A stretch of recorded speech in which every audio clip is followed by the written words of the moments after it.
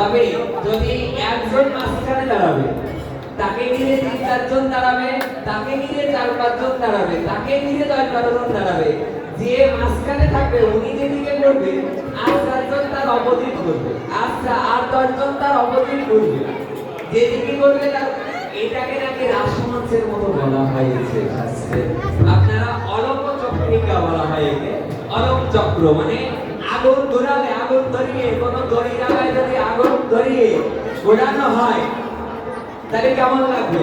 অলক চক্র মানে বোঝা যাবে না যে কোন জায়গায় দাঁড়িয়েছে। তেমনি আমি চাই আপনারা এমন করুন বৃন্দাবনের মতো, সবাই এমন হোক না। কেমন লাগে দেখি, মায়ের একটা বানাও।